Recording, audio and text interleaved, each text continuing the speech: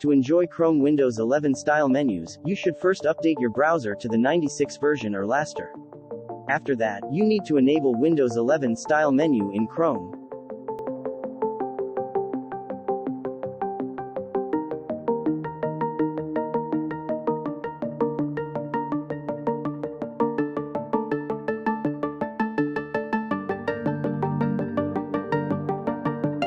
Type Chrome flags into the address bar and press Enter.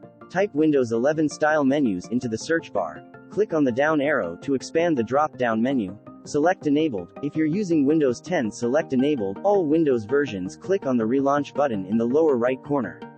Then, you'll see the rounded corners and new features in your Chrome browser.